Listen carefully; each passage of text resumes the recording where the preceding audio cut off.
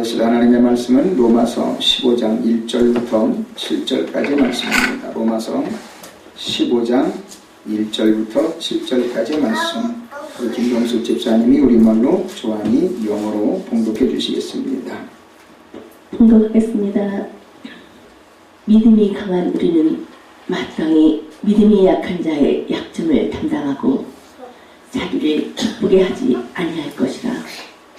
우리 각 사람이 이웃을 기쁘게 하되 선을 이루고 덕을 세우도록 할지니라.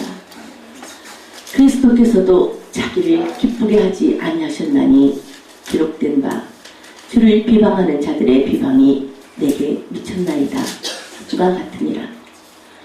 무엇이든지 전에 기록된 바는 우리의 교훈을 위하여 기록된 것이니 우리로 하여금 인내로 또는 성경의 이로로 소망을 가지게 함이니라. 이제 인내와 이로의 하나님이 너희로 그리스도 예수를 본받아 서로 뜻이 같게 하여 주사 한 마음과 한 입으로 하나님 곧 우리 주 예수 그리스도의 아버지께 영광을 돌리게 하려 하노라. 그러므로 그리스도께서 우리를 받아 하나님께 영광을 돌리심과 같이 너희도 서로 받으라. 아멘. Bible reading, Romans chapter 15, verse 1 to 7. We who are strong ought to bear with the failings of the weak and not to please ourselves. Each of us should please his neighbor for his good, to build him up. For even Christ did not please himself, but as it is written, the insults of those who insult you have fallen on me. For everything that was written in the past was written to teach us, so that through endurance and the encouragement of the Scriptures we might have hope. May the God who gives endurance and encouragement give you a spirit of unity among yourselves as you follow Christ Jesus, so that with one heart and mouth you may glorify the God and Father of our Lord Jesus Christ. Accept one another, then just as Christ accepted you in order to bring praise to God. Amen. 하나님께서 저와 여러분에게 큰 은혜를 베풀어 주셔서 늘 평안하고 안정되게 살아갈 수 있도록 은혜를 베풀어 주신 것 감사하고, 또 지난 주간에 또 부활절을 우리가 지난 주일날 또 하나님 앞에 잘 드리고 또 하나님을 영화롭게 할 수 있도록 또 저와 여러분들이 협력하게 하신 것도 감사를 드립니다. 오늘은 지난 고난 사순절 기간 동안에 제가 시리즈로 하나님의 말씀을 전하려고 이제 계획을 했었는데, 선교사님이 오셔서 이제 하루 주일날 하나님의 말씀을 전하시는 그런 일이 있었죠. 그래서 그때 전하고자 했던 그 말씀을 못 전했기 때문에 그때 전하고자 했던 말씀을 오늘은 여러분에게 전하기를 원합니다. 바로 예수님의 고난과 나의 소망이라고 하는 제목의 말씀입니다. 우리 오늘 하나님께서 전해주실 그 말씀을 우리가 한번 생각해 볼 때 로마서의 전체적인 내용을, 줄거리를 우리가 한번 이해해 봐야만 오늘의 말씀을 왜 사도 바울이 우리에게 하는지를 이해할 수가 있게 됩니다. 로마서는 전체 16장, 16장으로 이루어져 있지요. 그 중에서 1장부터 5장까지의 내용은 사도 바울이 무엇을 이야기하느냐면 죄사함이 뭔지, 진정한 구원이 뭔지, 그리고 내가 구원받은 것에 대한 의롭다고 칭함받을 수 있는 그 칭의에 대해서 사도 바울은 설명을 하고 있습니다. 그 다음에 6장부터 8장까지는 정말로 하나님 앞에 구원받고 은혜를 받은 분들이라면 어떤 성화의 삶을 살아야 될까라고 하는 것에 대해서 6장부터 8장까지를 설명을 해줍니다.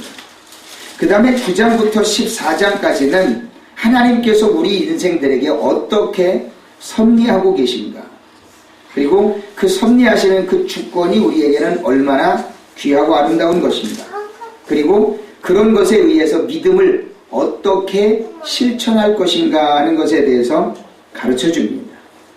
그 다음에 오늘 15장과 16장, 그 중에서 오늘 15장에서는 무엇을 이야기를 하느냐면 예수님을 본받는 삶을 살아가기 위해서 우리는 어떻게 해야 되느냐라고 하는 것에 대해서 이야기를 하고 있습니다.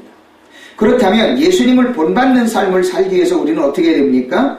예수님께서 당하셨던 그 고난을 이해해야 되고 예수님께서 우리를 위해 왜 죽어주셨는지 그리고 예수님께서 부활하신 그 은혜가 우리와는 어떤 관계가 이루어지고 있는가를 분명하게 안다면 우리는 예수님께서 나를 위해 고난당하신 그 고난을 통해 내 삶에 적용을 하고 적용을 하는 과정에서는 내게 주신 그 소망이 무엇인가를 분명히 알 수 있고 그것을 적용함으로 인해서 성공적으로 신앙생활을 살아가는 아름다운 삶을 살게 된다라고 하는 겁니다.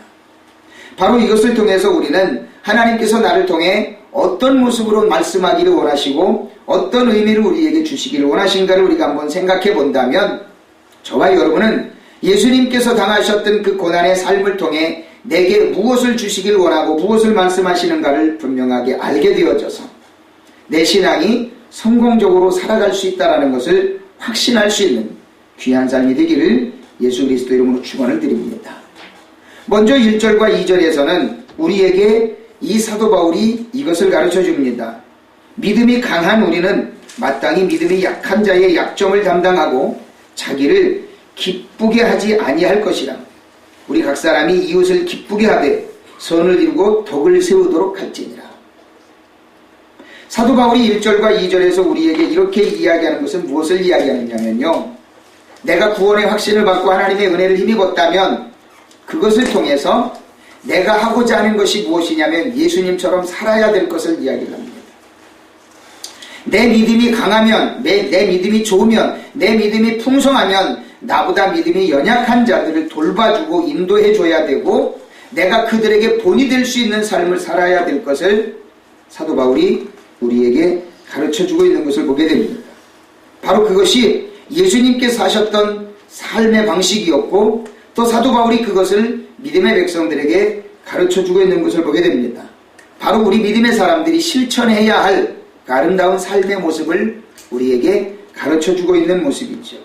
바로 이러한 삶을 살아가기 위해서 우리는 어떤 모습으로 우리가 하나님의 말씀대로 살 수 있을까라고 하는 것에 대해서 한번 생각해 볼 때 오늘 3절부터 7절까지의 내용을 통해서 과연 예수님의 고난과 나의 소망을 어떻게 적용시킬 것이며 내가 어떤 모습으로 이 땅을 살아가야 하나님께서 원하시는 아름다운 삶을 살 수 있을까 한번 생각해 볼 수 있는 시간이 되기를 원합니다.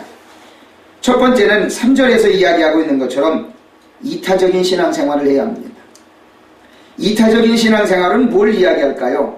바로 다른 이들을 유익하게 하는 삶입니다. 내 삶을 우선적으로 하는 것이 아니라 다른 이들의 이익을 먼저 구할 수 있는 삶을.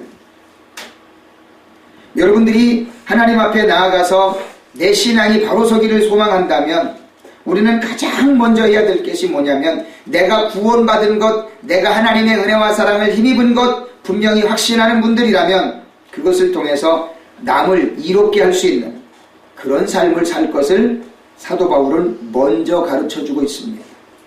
3절에서는 이렇게 이야기하죠. 그리스도께서 자기를 기쁘게 하지 아니하셨나니 기록된 바 주를 비방하는 자들의 비방이 내게 미쳤나이다함과 같으니라. 예수님께서는 무엇을 먼저 하셨냐면 자기를 기쁘시게 하는 삶을 산 것이 아니라 우리 인류의 구원을 위한 그 놀라운 기쁨의 삶을 살기 위해서 자기 자신을 헌신하셨다라고 하는 겁니다. 그것이 바로 예수님을 믿는 사람들, 예수님을 따라가기를 원하는 삶을 살아가는 사람들의 아름다운 표본이 되기를 원한다라고 하는 겁니다. 구약시대의 대표적인 5명의 인물을 한번 제가 선정해 봤어요.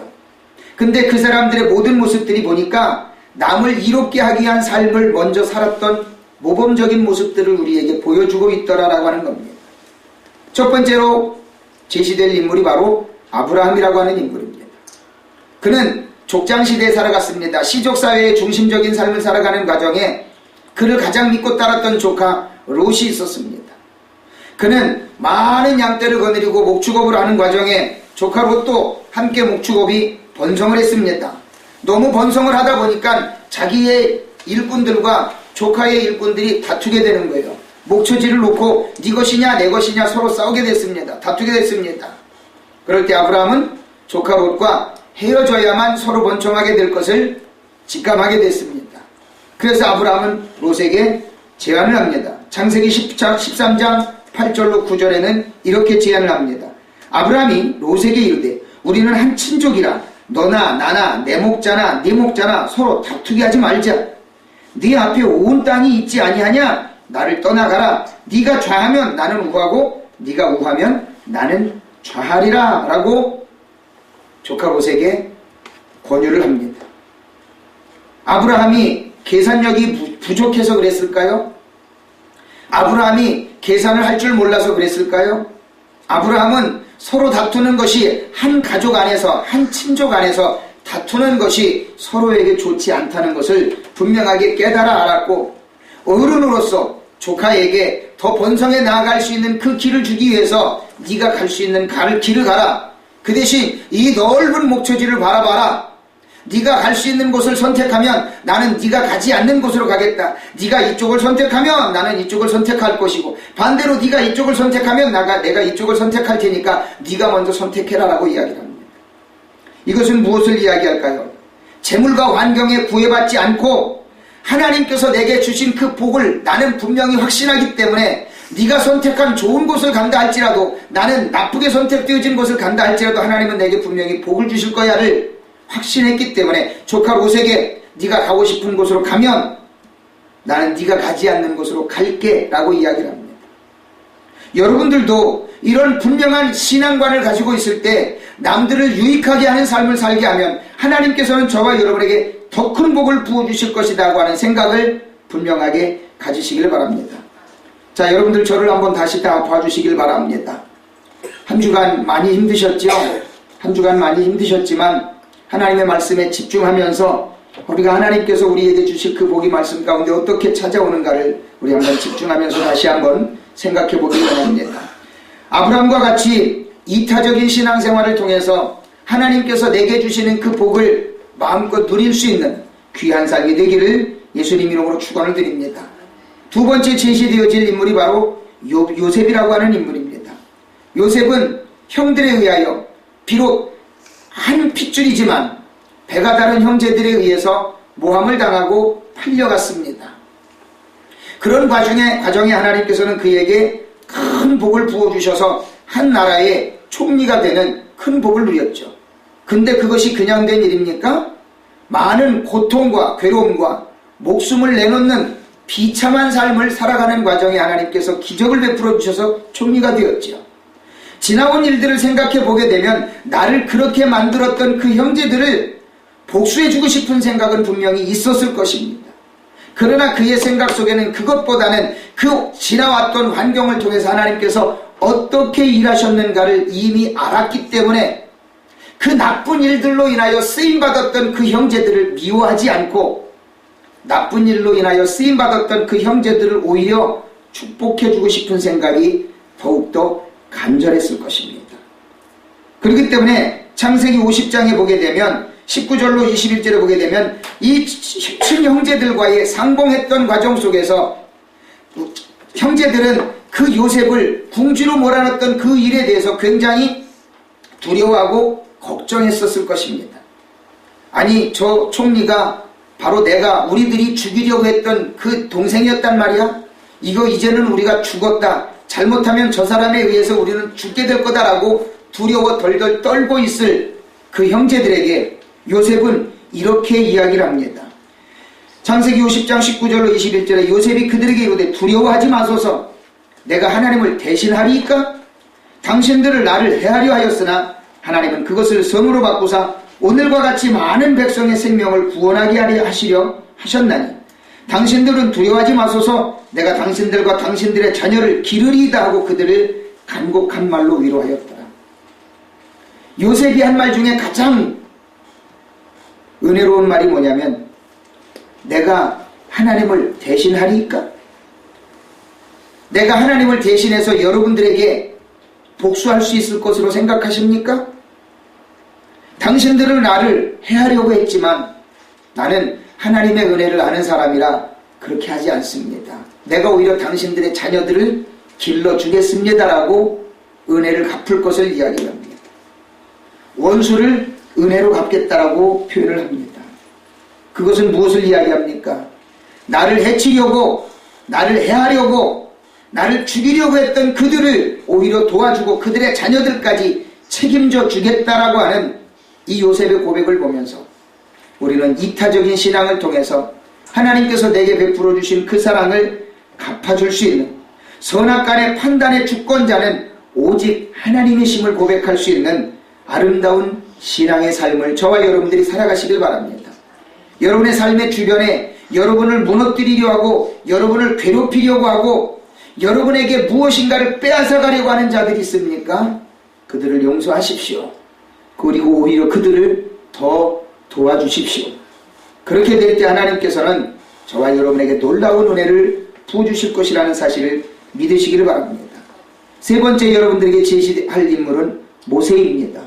모세는 광야에서 많은 믿음의 백성들을 이끌고 다녔습니다. 많은 성도들이, 백성들이 불평불만합니다.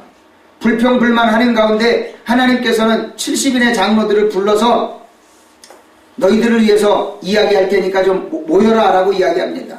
모세가 70명의 장로들을, 대표적인 장로들을 불러 모읍니다. 그런데 그 중에 두 사람이 빠졌습니다. 하나님께서 말씀하셨습니다. 하나님께서 말씀하시자 모든 70명의 장로들에게 하나님의 영이 임해가지고 예언을 하기 시작했습니다. 감사와 찬양이 이루어집니다. 하나님의 놀라운 역사가 일어났습니다.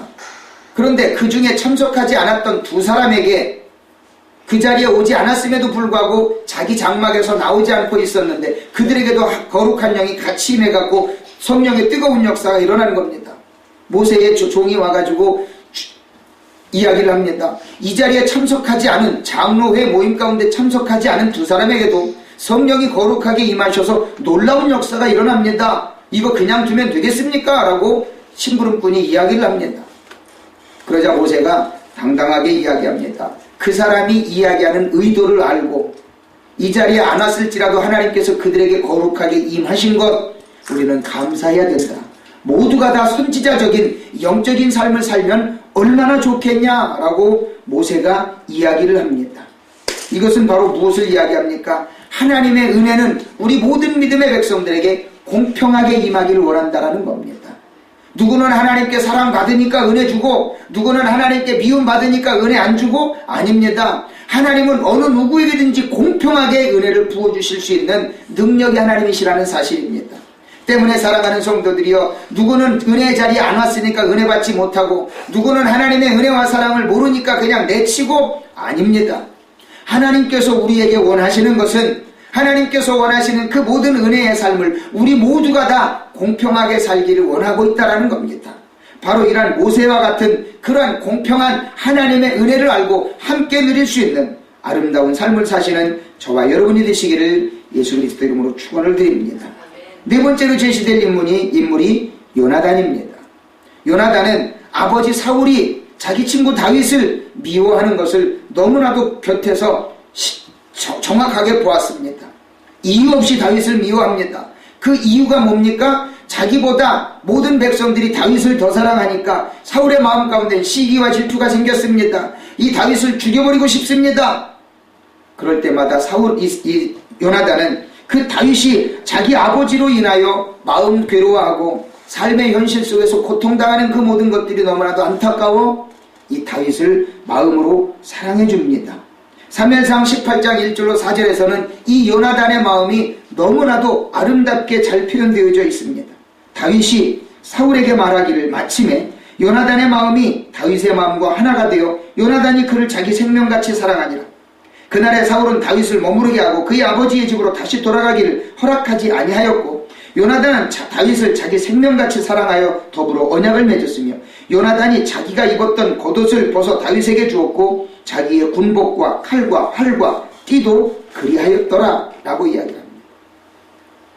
다윗이 아버지의 칼에 맞아 죽는 것이 이 요나단은 너무나도 안타까웠기 때문에 그의 생명을 지켜주기 위해서 그가 입었던 갑옷과 칼과 방패와 모든 것을 다 다윗에게 넘겨주면서 네 생명을 꼭 보존해라 라고 요나단은 다윗에게 부탁을 합니다. 사랑하는 성도들이여, 여러분들은 자기에게 있어서의 어떤 유익한 일보다는 남의 유익을 먼저 구해줄 수 있는 그런 사람들이 되어지게 된다면 하나님께서는 저와 여러분에게 놀라운 일을 부어주실 것이라는 사실을 믿으시기를 예수 그리스도 이름으로 축원을 드립니다. 구약에서 제시되어질 5번째 인물은 다니엘입니다. 사랑하는 성도들이여, 다니엘은 하나님의 영광을 위한 아름다운 영적인 일들을 감당해 나가는 과정에 자기를 구속하고 있는 나라의 왕이 꿈을 꿨습니다. 그 꿈을 해석해주면 내가 너에게 큰 상급을 주겠다라고 이야기를 합니다. 다니엘은 아닙니다. 거절하면서 이야기하기를 내가 하나님의 거룩한 일을 하는 데 있어서 이 상급을 받을 필요는 없습니다를 이야기를 할 때 다니엘 5장 16절로 17절에서는 다니엘이 이렇게 멋있는 고백을 합니다.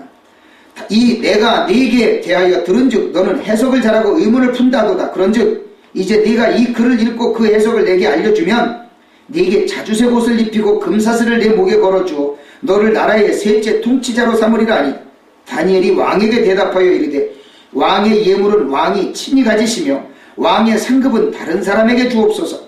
그럴지라도 내가 왕을 위하여 이 글을 읽으며 그 해석을 아르리이다.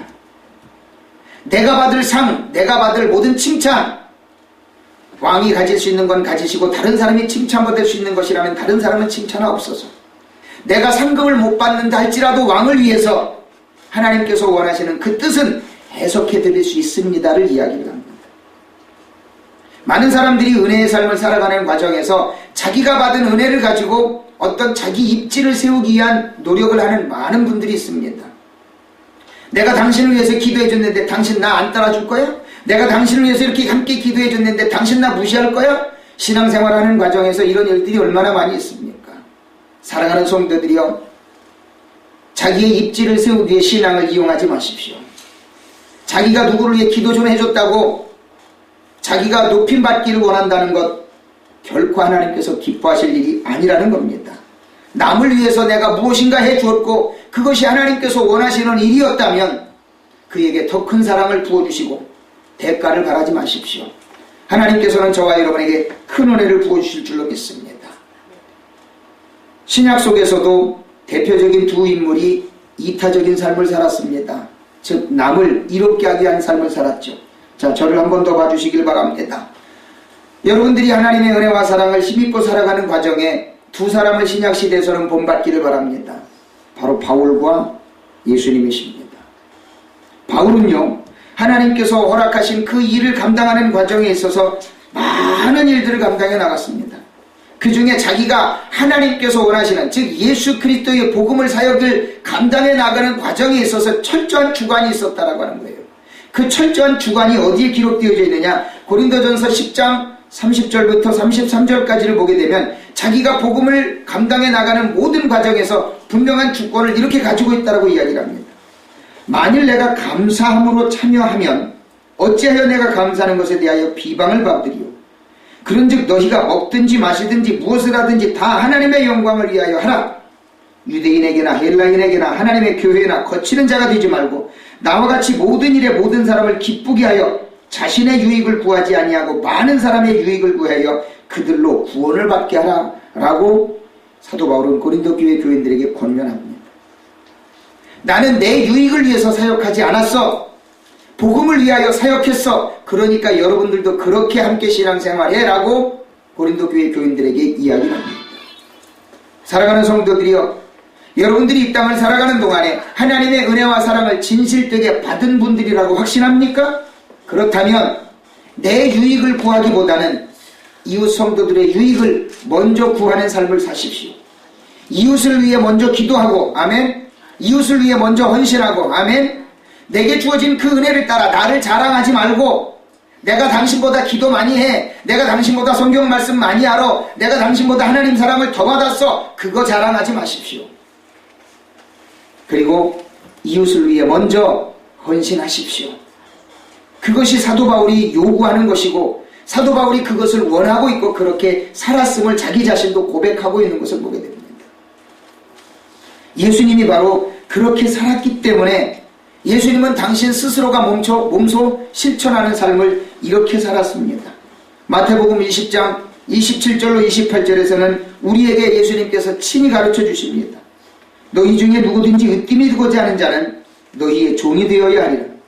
인자가 온 것은 섬김을 받으려 함이 아니라 도리어 섬기려 하고 자기 목숨을 많은 사람의 대속물로 주려 함이니라 말씀합니다. 예수님께서는 말로만 가르치는 것이 아니라 당신 자신이 스스로 솔선수범하셨습니다. 솔선수범하면서 가르친 대로 당신 자신이 십자가에 올라가 몸짓고 피 흘리면서 우리의 죄를 씻어주시는 사역을 감당했지요. 사도 바울은 이 사역이 얼마나 귀하고 감사한지 고린도 후서 8장 8절과 9절에서는 예수님 때문에 우리가 가난해지지 않고 부유하게 살게 될 것을 반증적으로 이렇게 가르쳐 줍니다. 내가 명령으로 하는 말이 아니요 오직 다른 이들의 간절함을 가지고 너희의 사랑의 진실함을 증명하고자 함이로라. 우리 주 예수 그리스도의 은혜를 너희가 알거니와 부유하신 이로서 너희를 위하여 가난하게 되심은 그의 가난함으로 말미암아 너희를 부유하게 하려 하심이라 말씀합니다. 사랑하는 성도들이여, 예수님께서 그렇게 헌신적으로 실천하시는 삶을 살았기 때문에 우리의 삶이 부유해지는 겁니다. 아직도 제 물질적인 고난과 환경적인 고통으로 인하여 괴로워하는 분들이 있습니까? 마음을 비우십시오. 그리고 주님을 바라보십시오. 목사님, 당신이 그 물질적인 고통을 겪어보기나 했소이까? 물어보지 마십시오. 목사님이 그런 고통 안 겪어보고 우리에게 왜 그런 말 합니까? 절대 반문하지 마십시오. 주님은 여러분의 마음을 아십니다. 그리고 여러분의 고통을 아십니다. 근데 여러분에게 원하시는 것은 뭐예요? 내가 해결해 줄게를 주님은 원하셔요. 네가 가지고 있는 그 고통 끌어안고 너 혼자 아파하지 말고 그 고통을 내게 내놔, 예수님은 말씀하십니다. 그러나 많은 사람들이 실수하는 부분이 있어요. 그 고통을 자기가 끌어안고 자기가 괴로워합니다. 믿음의 사람들이 실수하는 부분 중에 가장 큰 부분이 바로 이거예요. 예수님께서 나의 가난을 위해 십자가에 죽어주셨는데도 불구하고 그것을 자기가 끌어안고 고민하고 괴로워합니다. 실수하지 마십시오. 주님께서 갖고 가기를 원하셔요. 여러분이 안 내놓기 때문입니다. 여러분의 손에서 놓으십시오. 그리고 마음을 비우십시오. 그럴 때 하나님께서 일하신다는 사실을 깨달아 하시면서 예수님께서 이타적인 남의 유익을 위해서 사셨던 그 모습을 본받고 우리가 주님 앞에 나아가기만 하면 하나님은 저와 여러분을 통해 놀라운 일을 하실 것이라는 사실을 깨달아 하시길 예수 그리스도의 이름으로 축원을 드립니다. 두 번째, 예수님의 고난과 나의 소망에는 어떤 관계가 있는지를 한번 생각해 본다면 4절을 함께 보시길 바랍니다. 4절을 우리가 이번에는 이것이 저와 여러분에게 직접적인 교훈의 말씀이 되기 위해서 여러분들이 함께 한번 합독을 해보길 원합니다. 로마서 15장 4절을 함께 천천히 한번 합독해 봅니다. 시작. 무엇이든지 전에 기록된 바는 우리의 교훈을 위하여 기록된 것이니 우리로 하여금 인내로 또는 성경의 위로로 소망을 가지게 하느니라. 전에 기록된 교훈은 뭘 이야기합니까? 구약시대의 율법을 비롯한 모든 하나님의 말씀을 이야기합니다. 저와 여러분이 어려워하고 힘들어하고 괴로워할 때 저와 여러분들이 해야 될 일은 뭡니까? 하나님의 말씀으로 위로를 받아야 됩니다. 내가 당하는 고통이 뭔가, 내가 왜 괴로워해야 하는가를 저와 여러분들이 분명히 그 원인을 찾아야 되고 해결책을 찾아야 됩니다. 그게 뭡니까? 하나님의 말씀입니다. 많은 분들은 어려워하고 힘들어하고 괴로워하는 과정 속에 오해하는 부분들이 있어요. 하나님이 나를 안 사랑하시나 봐? 하나님이 나를 버리셨나 봐? 아니에요. 하나님은 결코 저와 여러분을 버리실 분이 아니에요. 저와 여러분의 고통을 모르는 분이 아니에요. 저와 여러분의 가슴 아픈 그 고통과 쓰라린 아픔보다 더 크게 하나님은 그것을 알고 계셔요. 그런데도 저와 여러분들이 해결받지 못하는 이유는 뭐예요? 그 고통의 원인이 무엇인지, 그 고통을 해결해 주실 방법이 무엇인지를 여러분들이 찾지 못하기 때문이라고 하는 거예요. 그 해결책이 어디에 있습니까? 말씀 속에 있어요. 성경 속에 있어요. 그러면 하나님, 목사님, 어디 말씀을 찾아봐야 돼요? 그거는 제가 가르쳐 드릴 부분이 아니에요. 여러분들이 하나님의 은혜를 힘입고 하나님의 말씀을 묵상하는 과정에 하나님께서 여러분에게 은혜를 주시는 것이지, 단지 저는 여러분에게 그 말씀을 통해서 하나님을 만나십시오라고 권면할 수 있는 위치에만 있을 뿐이지 어떤 말씀을 어떻게 해서 하나님께 어떤 말씀을 찾으세요를 이야기할 것이 아니에요. 시시때때로 하나님을 만나 하나님이 여러분을 만나주실 때는 여러분들이 어떤 말씀, 어떤 습관, 어떤 하나님의 영광을 찬양하기 위하여 어떤 모습으로 주님의 말씀을 바라보느냐에 따라서 하나님께서 일하신다라는 겁니다. 때문에 시시때때로 말씀을 통해서 하나님을 만나기를 소망하시기를 바랍니다. 시편 17편 14절과 15절에서는요. 이 시편 기자가 이 세상에 있는 어떤 재물과 자녀를 통한 위로보다도 더 큰 게 바로 하나님을 향한 소망이다라고 고백하는 부분이 있습니다. 시편 17편 14절로 15절을 이렇게 보면 이렇게 이야기합니다. 여호와여 이 세상에 살아있는 동안 그들의 분깃을 받은 사람들에게서 주의 손으로 나를 구하소서. 그들은 주의 재물로 배를 채우고 자녀로 만족하고 그들의 남은 산업을 그들의 어린 아이들에게 물려주는 자니이다. 나는 의로움 중에 주의 얼굴을 배우리니 깰 때에 주의 형상으로 만족하리이다. 이 말씀을 생각해보면 뭘 이야기하느냐면요. 하나님, 저 사람들은 돈이 많아가지고 자녀들에게 재산을 물려주고 그 자녀들은 부모에게 받은 재산 가지고 떵떵거리고 살잖아요. 하지만 나는 그거 부러워하지 않을래요. 주의 형상으로 인하여 내가 깰 때에 주의 형상을 봄으로 인하여 내가 그를 만족하리이다라고 말씀하는 건 뭘 이야기하냐면 내가 받을 유산이 없어도 내가 돈 많은 부모 못 만났어도 나는 하나님으로 인하여 기뻐하기를 원합니다라고 고백하는 거예요. 우리 순복음 신나는 교회 모든 성도들 중에서 부모에게 유산 받은 분들이 있어요? 백그라운드 좋은 분들이 있어요? 아무도 없어요. 저는 여러분에게 당당하게 이야기합니다. 여러분들이 돈 많은 부모 못 만났어도 백그라운드 여러분들에게 배경 좋은 것을 환경 조성을 해줄 만한 아무런 사람이 없어도 여러분 힘내십시오. 왜냐하면 하나님이 여러분 편이시니까. 하나님이 여러분에게 뭔가 한번 일하시면요. 세상 사람들이 이야기하는 대박 터질 일 수도 없이 준비되어져 있습니다. 단지 여러분의 마음 가운데는 뭐가 필요해요? 이 시편 기자의 고백 같은 고백이 필요한 거예요. 내게 돈 많이 물려줄 유산 물려줄 부모 없어도 내게 백그라운드 조성해줄 만한 권세 있는 사람 없어도 나는 하나님만 바라보겠습니다를 여러분들이 고백하면요. 여러분은 말씀을 통해서 소망을 받을 수 있다는 거예요. 돈 많은 자 부러워하지 마세요. 권세 있는 자 부러워하지 마세요. 하나님이 원하는 게 바로 그거예요. 그러면 그 소망을 어디에서 찾습니까? 말씀 속에서 찾아야 돼요. 이 성경 속에서 하나님의 말씀을 찾아야 돼요. 하나님의 위로를 찾으시기를 바랍니다. 사도 바울이 얼마나 괴로웠는지 하면 광야에서 쫓겨답니다. 사울에게 쫓겨다닙니다. 기회만 있으면 사울이 자기 자신을 죽이려고 쫓아다녀요. 그러는 과정에서도 다윗은 시편 63편 1절부터 7절을 통해서 목숨의 위기가 닥쳐오는 그 상황 속에서도 하나님을 찬양하는 모습을 보게 됩니다. 그 모습이 이렇게 기록되어 있어요. 하나님이여, 주는 나의 하나님이시라. 내가 간절히 주를 찾되 물이 없어 마르고 황폐한 땅에서 내 영혼이 주를 갈망하며 내 육체가 주를 앙모하나이다. 내가 주의 권능과 영광을 보기 위하여 이와 같이 성소에서 주를 바라보았나이다. 주의 인자하심이 생명보다 나음으로 내 입술이 주를 찬양할 것이라. 이러므로 나의 평생의 주를 송축하며 주의 이름으로 말미암아 나의 손을 들리이다. 골수와 기름진 것을 먹음과 같이 나의 영혼이 만족할 것이라. 나의 입이 기쁜 입술로 주를 찬송하되 내가 나의 침상에서 주를 기억하며 새벽에 주의 말씀을 작은 소리로 읊조릴 때에 하오리니 주는 나의 도움이 되셨음이라. 내가 주의 날개 그늘에서 즐겁게 부르리이다. 광야에서 생명의 위태로움을 가지고 쫓겨다니는 과정에서도 새벽에 하나님의 말씀을 읽을 수 있는 그 은혜가 어디에서 나올까요? 하나님이 나를 지켜주실 것을 믿기 때문에 목숨이 위태로워가지고 쫓겨다니는 상황 속에서도 새벽에 일어나 하나님의 말씀을 읽을 수 있는 이 믿음, 저와 여러분에게는 과연 있습니까?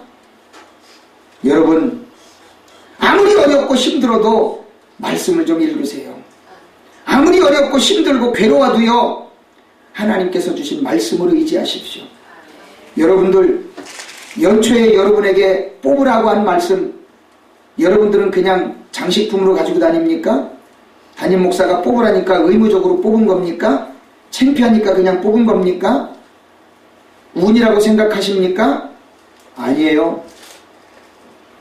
지갑 속에 꼭 갖고 다니면서 수시로 보면서 외우십시오. 저는 핸드폰 고리에다가 지금도 묶어가지고 다닙니다. 여호와를 경외함이 내게 복이래요. 담임 목사에게 주신 말씀은 여호와를 경외함이 복이래요. 하나님만 잘 섬기면 복이래요. 여러분들 외우십니까? 1년 내내 그 말씀을 외우고 다니십시오. 하나님은 저와 여러분에게 분명하게 복을 주십니다. 그 말씀을 붙잡고 나아가면 하나님께서는 저와 여러분에게 큰 복을 부어주실 것이라는 사실을 믿으시길 바랍니다. 그래서 시편 기자는 103편 1절로 5절에 이렇게 이야기를 합니다. 내 영혼아 여호와를 송축하라. 내 속에 있는 것들아 다 그의 거룩한 이름을 송축하라. 내 영혼아 여호와를 송축하며 그의 모든 은택을 잊지 말지어다. 그가 내 모든 죄악을 사하시며 내게 내 모든 병을 고치시며 내 생명을 파멸해서 속량하시고 인자와 긍휼로 관을 씌우시며 좋은 곳으로 내 소원을 만족하게 하사 내 청춘을 독수리같이 새롭게 하시는도다. 하나님께서 내게 베푸신 은혜를 절대적으로 잊지 말라는 거예요. 여러분 한번 생각해 보십시오. 혹시 그런 생각하고 계신 분 있습니까? 아이고 하나님이 내게 해주신 게 뭐 있다고.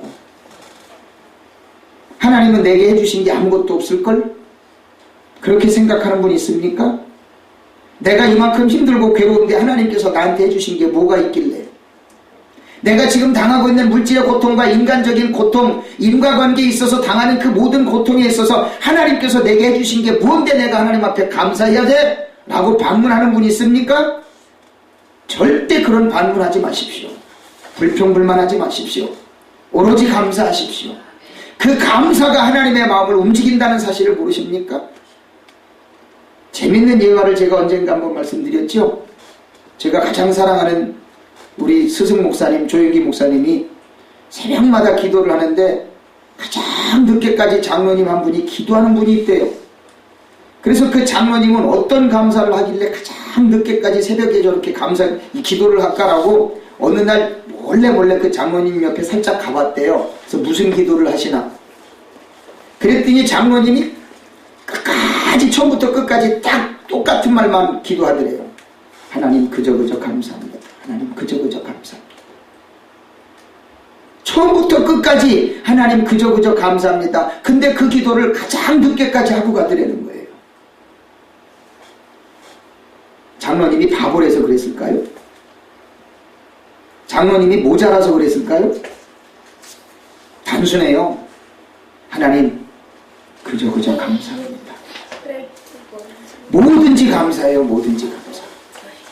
깨져도 감사, 뺏겨도 감사, 실패해도 감사. 그 장로님의 고백 속에는 그저 감사합니다. 여러분의 삶이 하나님 앞에 말씀을 통해 감사의 삶으로 풍성하게 시편 103편을 지었던 그 시편 기자의 모든 고백처럼 내 영혼아 내 속에 있는 모든 것들아 다 그 여호와의 이름을 송축할지어다라고 감사의 찬양을 드리시는 여러분이 되시기를 예수 그리스도 이름으로 축원을 드립니다. 이사야 58장에는요 우리에게 무엇을 가르쳐 주느냐면 우리가 금식하며 기도해야 될 그 금식 기도의 방법을 가르쳐 줍니다. 여러분 어렵고 힘들 때마다 뭔가 안 풀린다 그냥 전매 특허처럼 하실 일이 있어요. 여러분들 금식하며 기도하십시오. 아멘 안 하시는 분들은 금식 기도 하기 싫으신가? 아멘 안 하시는 걸로 그냥 알고 넘어갈게요. 여러분들의 전매 특허는요 어려울 때마다 하나님 앞에 붙잡고 기도하는 거예요. 가능하시면 금식하면서 기도하고요. 그런데 금식하며 기도할 때 무엇을 해야 되느냐면 어려운 이들의 형편을 도와주라는 거예요.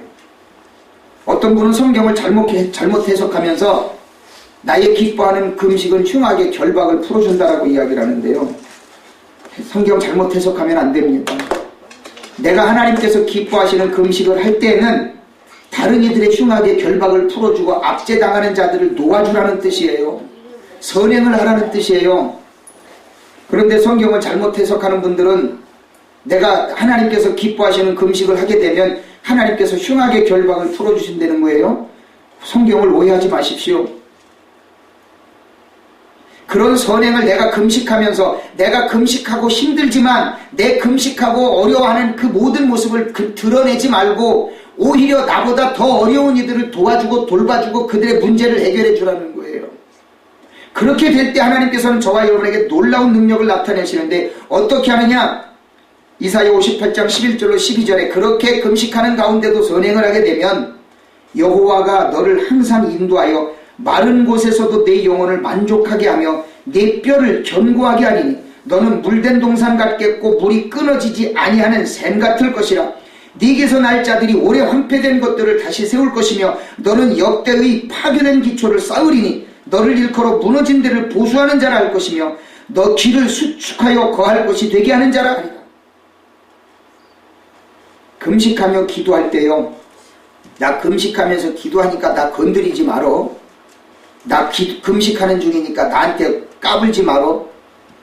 이런 오만방자한 생각 하지 말라는 거예요. 오히려 금식하면서 내가 금식하는 것 감추고 숨기면서 오히려 나보다 어려운 이들을 더 도와주고 돌봐주고 그들의 어려운 문제를 해결해 줄 때 하나님은 그 안에서 능력을 나타내고 하나님의 영광이 그 모든 모습들을 통해서 나타난다라는 거예요. 이런 삶을 모두 다 사시기를 바랍니다. 그 모습이 어디에서 나옵니까? 기본적인 말씀 생활 속에서부터 그 모든 것들이 나타난다라는 거예요. 그렇게 될 때 하나님은 여러분을 통해 놀라운 일을 행하신다는 사실을 믿으시길 바랍니다. 세 번째, 예수님의 고난과 나의 소망에는 어떤 관계가 있습니까? 오늘 5절부터 7절까지의 말씀을 통해서 우리에게 가르쳐주고 있는 것처럼 한 마음과 한 입으로 연합해야 된다는 겁니다. 여러분 한번 5절부터 7절까지를 한번 함께 합독해 보시길 바랍니다. 천천히. 자, 시작. 이제 인내와 위로의 하나님이 너희로 그리스도 예수를 본받아 서로 뜻이 같게 하여 주사 한 마음과 한 입으로 하나님 곧 우리 주 예수 그리스도의 아버지께 영광을 돌리게 하려 하노라. 그러므로 그리스도께서 우리를 받아 하나님께 영광을 돌리심과 같이 너희도 서로 받으라. 사랑하는 성도들이여, 우리가 하나님의 은혜와 사랑을 힘입었으면요, 우리가 하나님 앞에 구해야 할 것이 뭐냐면 바로 5절을 우리가 소망해야 돼요. 마음 가운데.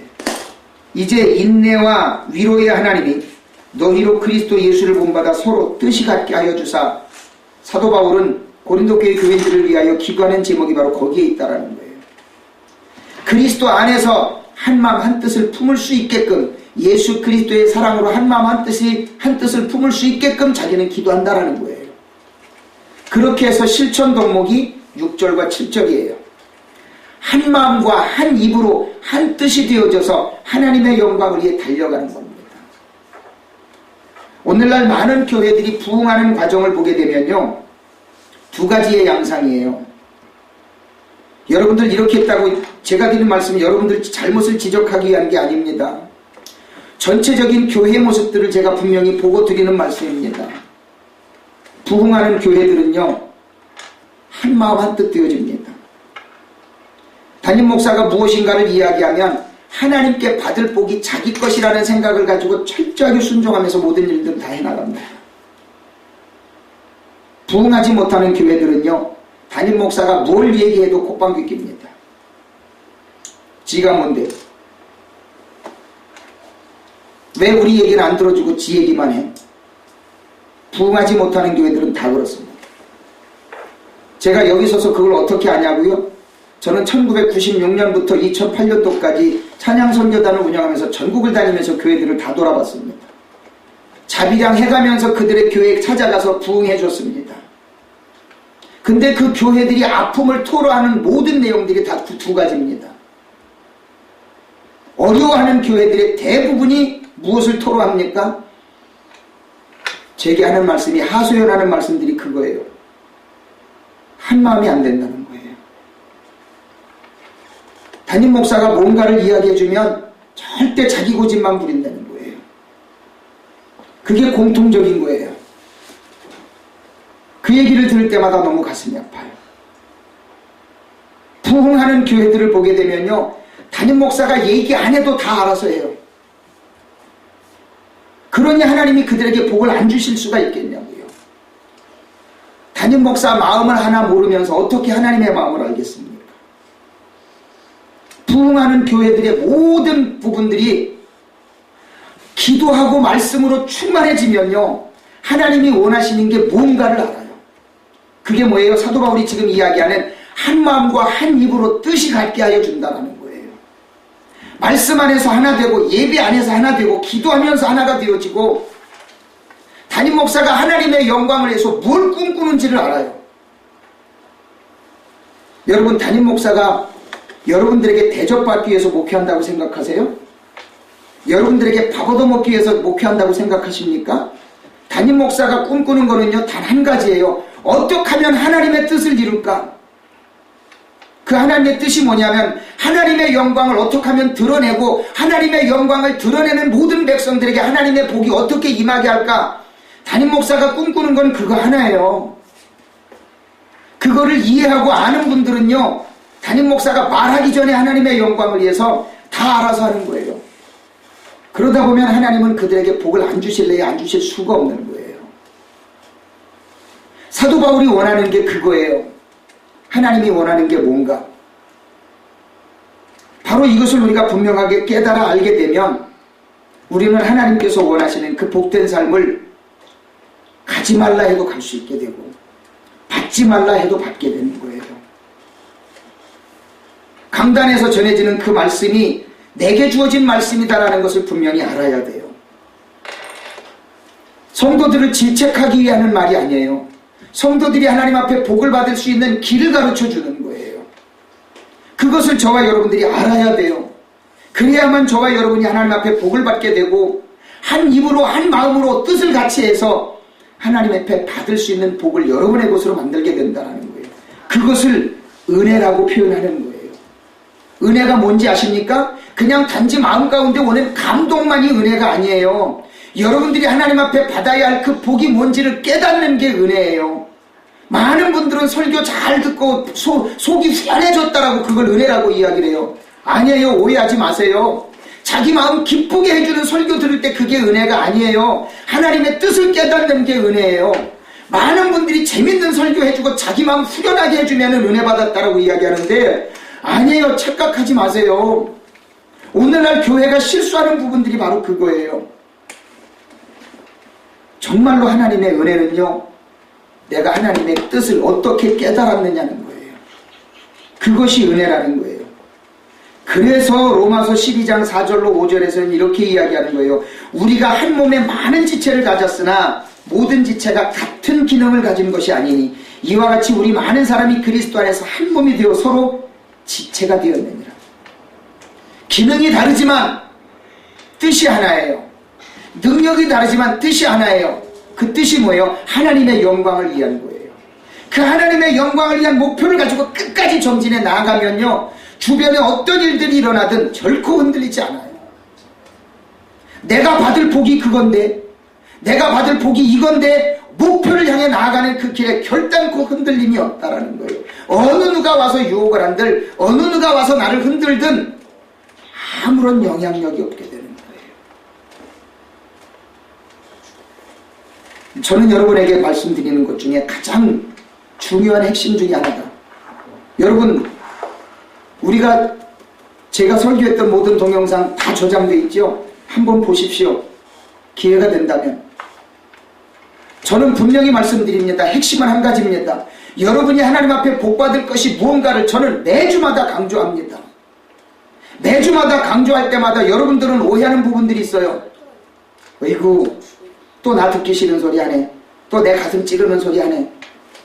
이거 생각하는 분들 분명히 있지요. 오해하지 마십시오. 하나님 앞에 그것이 여러분들이 받아야 할 복의 근본이기 때문에 저는 분명히 말씀드립니다. 그렇지 않고서는 저는 여러분에게 말을 전할 필요가 없어요. 하나님의 말씀 뜻을 전할 필요가 없어요. 제가 그것을 안 한다면 뭐 하려고 강단에 서서 여러분에게 말씀을 전합니까? 여러분이 받아야 할 복이 뭔가를 저는 알기 때문에 그것을 전하는 거예요. 여러분들이 듣기 싫어할 것을 알면서도 전하는 거예요. 그것을 이해하고 믿는 분들에게는 하나님께 그것이 복이 되어지는 것이지요. 그것이 믿어질 때 한마음 한뜻이 되어지는 거예요. 내 생각과 뜻이 안 맞아도 하나님의 종이 전하면 모든 성도가 연합하는 거예요. 내 생각과 안 맞아도 내 생각과 뜻이 안 맞는 성도들과도 연합하는 거예요. 그것이 한마음 한뜻이에요. 많은 분들이 착각해요. 나는 내 생각하고는 안 맞으니까 나는 안 해. 여러분들 주변에 그런 분들 분명히 있죠. 담임 목사가 말을 전했어도 나는 아니야. 내 신앙의 주관은 그게 아니야. 내 생각과는 달라. 내가 받은 은혜는 그게 아니야. 분명히 얘기하는 분들 있습니까? 없습니까? 있을 거예요. 말들을 안 하시니까 다 저는 분명히 감지합니다. 그러나 저는 분명히 여기서 허튼 소리 안 합니다. 여러분들이 받아야 할 복이 분명히 그것이기 때문에 저는 자신있게 이야기합니다. 당당하게 이야기합니다. 그 말씀을 듣고 순종하며 나아가는 분들이 성도와 성도가 한마음 되고 한뜻이 되어져서 하나님의 영광을 위해서 나아가는 거예요. 그것을 연합이라고 하는 거예요. 내 생각과 안 맞으면, 내가 받은 은혜와 다르면 절대 연합 안 하는 거, 그것은 하나님께서 결코 원하는 게 아니라는 거예요. 이것을 저와 여러분들이 깨달을 때 바로 하나님께서는 저와 여러분에게 은혜를 주시는데, 그 은혜를 따라 우리는 무엇을 할 수 있습니까? 오늘과 같이 성찬을 할 수 있게 되고, 바로 세례를 받게 되고, 교회 구성원으로서의 맡겨진 직분에 충성하게 됩니다. 성찬은 우리에게 어떤 의미를 줍니까? 바로 이 성찬을 통해서 저와 여러분이 그리스도 안에서 하나가 되어졌다라는 것을 증거하는 게 바로 세례입니다. 고린도전서 10장 16절 17절에 우리가 축복하는 바 축복의 자는 그리스도의 피에 참여함이 아니며 우리가 떼는 떡은 그리스도의 몸에 참여함이 아니냐. 떡이 하나요 많은 우리가 한 몸이니 이는 우리가 다 한 떡에 참여함이라. 성찬에 참여하는 그 이유는요, 나를 정죄하기 위한 것이 아니에요. 어떤 분은 성찬을 대하면 나는 죄가 많아서요. 그건 자기 생각이에요. 나는 남들에게 가슴 아프게 한 일이 많아서 나는 성찬 못하겠어요? 아니에요.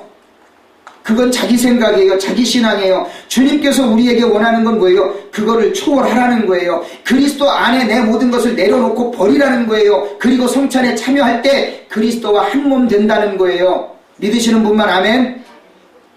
나는 죄 지은 게 많은데 어떻게 성찬해요? 그럼 담임 목사는 왜 성찬을 주관합니까? 할 필요가 없죠.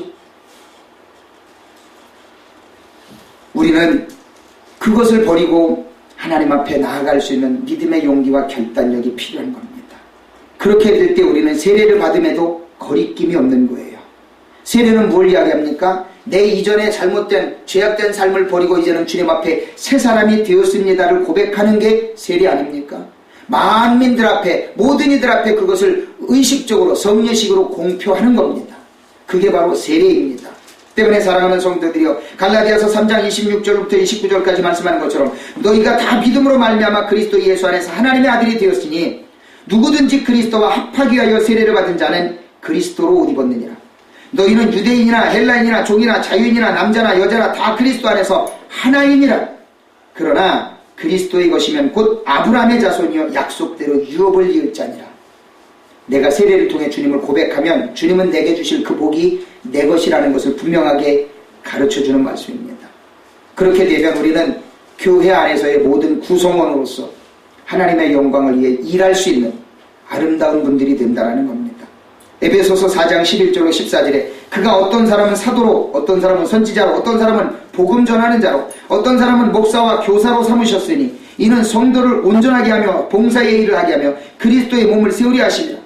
우리가 다 하나님의 아들을 믿는 것과 아는 일에 하나가 되어 온전한 사람을 이루고 그리스도의 장성한 분량이 충만한 데까지 이르리니 이는 우리가 이제부터 어린아이가 되지 아니하여 사람의 속임수와 간사한 유혹에 빠져 온갖 교훈의 풍조에 밀려 요동하지 않게 하려 합니다. 여러분들이 맡겨진 직분에 충성해야 되는 그 이유는 뭐냐면요, 여러분이 하나님 앞에 받아야 할 그 복을 받을 것으로 충분하게 챙기고 주변의 어떤 유혹에도 흔들리지 않도록 하기 위한 겁니다. 집사로 세우려면 순종하십시오. 안수 집사로 세운다고 하면 순종하십시오. 권사로 장로로 세운다고 하면 순종하십시오. 나는 안 돼요. 나는 믿음의 그릇이 안 돼요. 나는 못해요. 절대 발뺌하지 마십시오. 그건 하나님의 말씀을 거역하는 겁니다. 바로 이것이 주님 안에서 주님께 한마음 한뜻 되어지기 위한 직분자로서의 연합된 모습입니다. 그리고 직분자가 되기 위한 자격 조건은 말씀을 통해 입각해서 충분하게 배우고 익히면서 삶을 통해 준비하십시오. 준비도 안 됐으면서 나는 왜 권사 안 줘? 나는 왜 안수집사 안 줘? 나는 왜 장로 안 줘? 그건 본인의 생각입니다. 하나님께서 보실 때 세워질만 할 때 세워지는 겁니다. 이것이 저와 여러분에게 분명하게 갖춰질 때 우리는 오늘 말씀의 결론에 귀를 기울일 수 있습니다. 오늘 말씀의 결론을 보게 되면 오늘 본문 로마서 15장 뒷부분에 있는 13절의 말씀입니다. 우리 13절을 한번 천천히 한번 합독해 봅니다. 13절 다 찾으셨죠? 자, 함께 천천히 합독합니다. 시작. 소망의 하나님이 모든 기쁨과 평강을 너희 믿음 안에서 너희에게 충만하게 하사 성령의 능력으로 소망이 넘치게 하시기를 원하노라. 오늘 말씀의 제목이 뭡니까? 예수님의 고난과 나의 소망입니다. 13절에서는 분명히 우리에게 어떤 조건을 줍니까? 소망의 하나님이라고 우리에게 전제 조건을 줍니다. 소망의 하나님이 우리에게 일하시는 방법이 뭐라고요? 성령의 충만함을 받게 되면 우리는 그 소망을 이루어갈 수 있는 하나님의 백성들이 됩니다. 믿으시는 분만 아멘. 성령의 충만함을 받기 위해서 노력하십시오. 그리고 예수님의 고난을 본받으십시오. 예수님처럼 고난당하라는 이야기가 아니라 예수님의 고난을 깨닫고 본받고 영적으로 체험하고 그분께서 나를 위해 그 당하신 고난이 내 마음 가운데 소망으로 임하도록 성령의 충만함을 받으십시오. 그러면 저와 여러분들은 이 땅에서 못 해낼 것이 없습니다. 감당 못할 것이 없습니다. 모두가 다 이루어내는 기적의 주인공들이 될 것이라는 사실을 믿으시기를 예수 그리스도 이름으로 축원을 드립니다. 기도하겠습니다. 하나님.